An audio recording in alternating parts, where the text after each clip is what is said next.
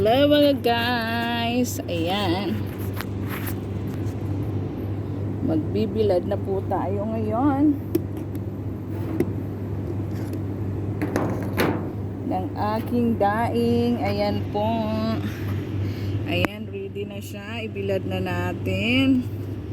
Ayan po. Sige po.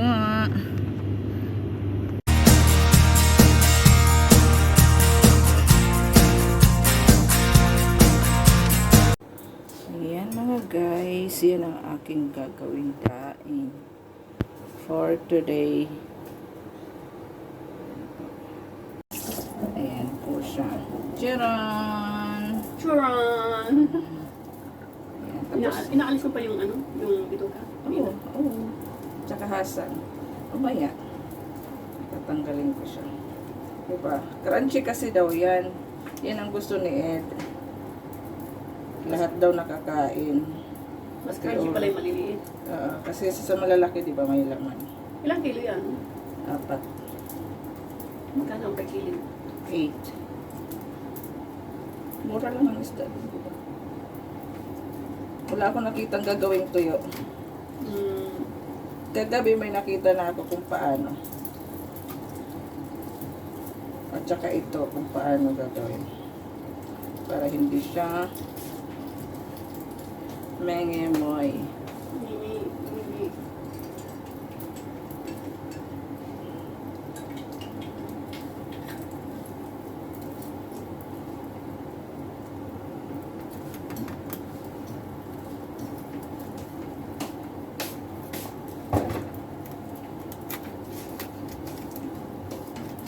Marami-rami itong hihiwain ko.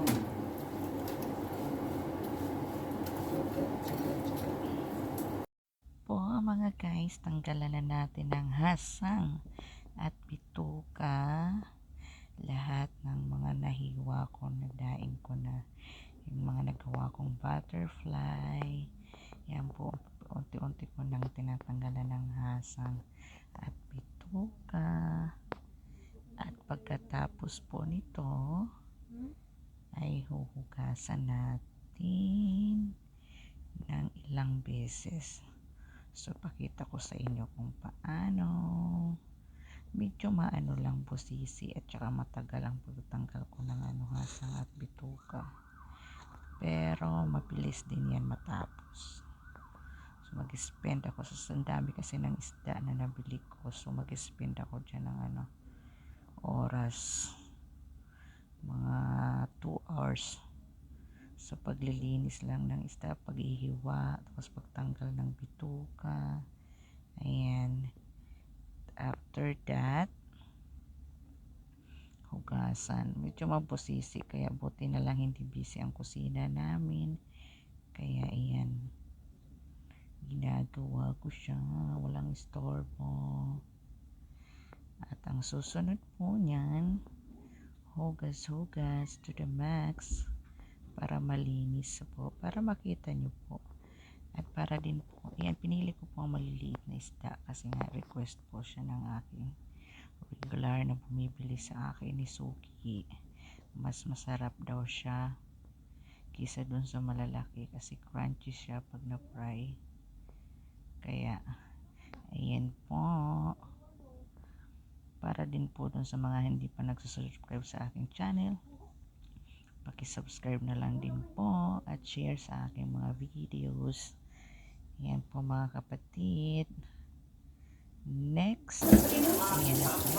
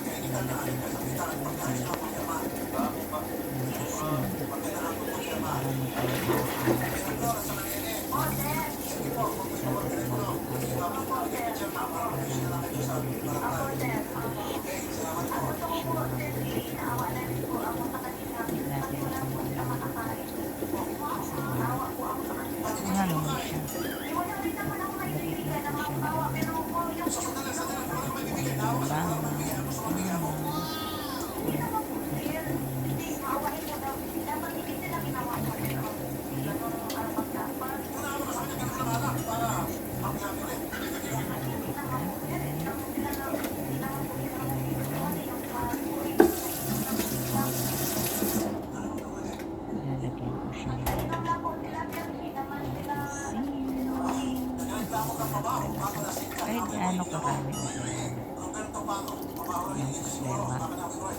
problema. Ayan, halik na natin siya.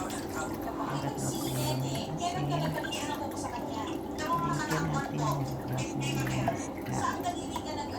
Para nag-wrap. Ayan po. Kasi pag may asin po siya, hindi matanggal ng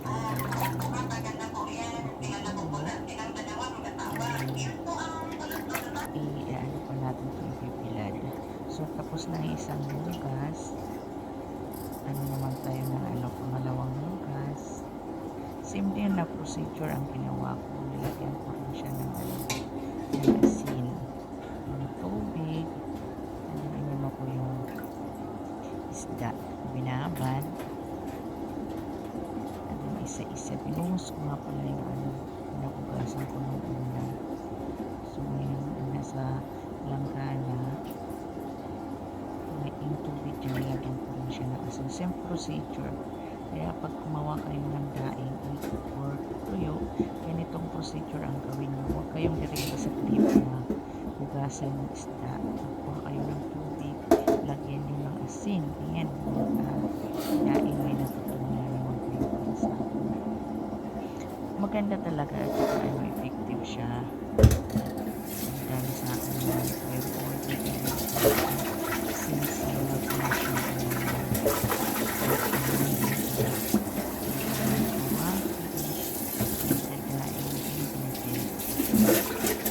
first gumawa ako para pangkakulayan dito sa bahay.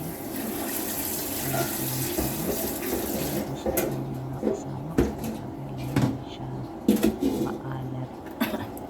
Hindi siya maalat, hindi siya malasa kahit iparay siya, hindi mamamagay. Kaya okay lang kahit yung mga paggamit ng kulay. Hindi siya katulad ng mabibili natin sa mga tindahan at siniba. Pero ito hindi kakaiba. Ayan. Hugas-hugas muna tayo mga kapatid. Ayan, pangalawa. Ayan, tinatanggal ko siya dun sa banda sa may bituka. Alam mo yung mga namuno ang bituka. Tinatanggal ko yun. Ayan. Para hindi siya mamumiwas siya maroon. As in, kasi sobrang init yun dito sa Dubai. So, okay na. So, one day lang natin yan ibibilad, mga kapatid. Ayan, mag-ready na tayo ng ating marination. Pero huwag ka, lalaki Ang bawang, lagyan natin ng bawang. Sina? Lalaki, siguro or under yun. Tinatad ko lang kasi ayoko yung pinupin. Parang hindi yung totoong mag-asawa eh. Pinupin na sasama sa fish. Anak. Kung tunay ng asawa, ikaw kaya ka dyan Kunting dahil hinugasan Diba? natin siya ng asin. Daling araw na nauwi. May tubig. So, hindi na masyadong maraming asin ang nilalagay. Inom kahit nasa ibang Ganyan lugar. lang po. Pang ano, Okay. magbahay na dahil ng una. Saka marami kaibigan na lalaki. Siya ng suka. Kaya nga. Gamit ng suka is American. Tapos, buburo pa lang. Pista. Lagay ko siya doon kasi sobrang dami ng isda. So, Ang galing mo more than magaw 100 eh. pieces pa lang ng maliit na isda. Nilagyan ko siya sa maliliit. Ayan po. Nilagyan ko siya. After this, lagyan natin ng paminta. Nilagyan natin ng hindi naman yung durog na durog. Paminta. Ay, hindi po yan paminta ko lang nilagay ko is magic sarap. Ayan. Ngayon din ang paminta ang nilagay ko. Ayan sa puso ng ating pagkain. Kasi parang nasa siya. Doon ay narinig ko siya sa isa-isa. Dahil malaki ang ating babaran, kailangan ko yung asin. Narinig ko siya lahat. Lasa ganyan po. Ayan ko siya isa-isa. Hanggat hintayin natin siya parang putla ba? Yung naman yung isda. Putla. Maglasa rin. Ayan, sumingit sa itlong. Ayun. Ano siya ng kanyang kore. Ayan. Iinit siya ng konti. Kasi siya ng